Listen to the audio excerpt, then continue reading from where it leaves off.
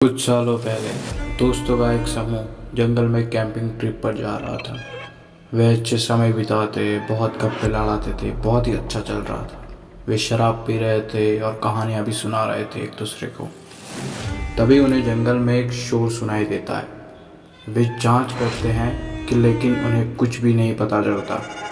वे अपने शिविर स्थल पर वापस जाने का निर्णय लेते हैं, लेकिन वे सभी असमह महसूस करते हैं क्योंकि उन्हें भी शौक लगा था कि आखिर ये आवाज़ थी तो थी कौन सी थी और वो कहाँ से आई थी।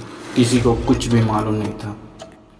फिर जो वो दोस्तों का समूह था तो वहाँ से आते आते उनको रात हो गई। उस रात वे अपने तंबू के बाहर किसी चीज़ के हिलने की आवाज़ से जाग गए। जैसे वहाँ भी सुनाई दी थी आवाज़, वैसे ही सेम टू सेम आवाज़ वहीं से भी उनको सुनाई दे रही थी।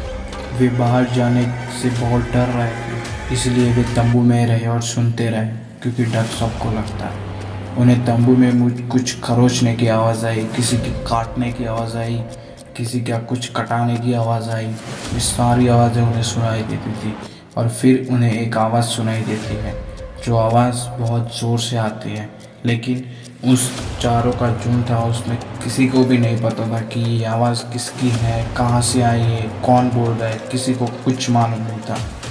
और फिर आवाज़ कहती है कि मुझे अंदर आने दो। सारे दोस्त डरे हुए हैं, वे नहीं जानते हैं कि क्या करना है।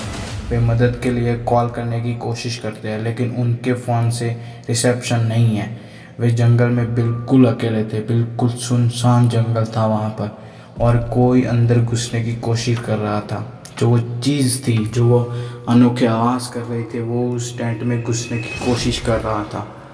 तंबू पर खरोंचें तेज़ हो रही थी, तंबू एकदम बिखर गया था पूरी खरोंच से। दोस्त बाहर सांस ले रहे चीज़ को सुन सकते हैं। वे सभी अपना दिमाग खोने ही वाले होते हैं कि अचानक खुजलना बंद हो जाता है। फिर जैसे ही वो चीज़ का खुजलना बंद हो जाता है, वो आवाज़ नहीं करती। ठीक उसी तरह पूरी तंबू पर जो खरोंचें आई थी, जो टेंट बिखरने वाला था, वो भी सीधा हो गया था।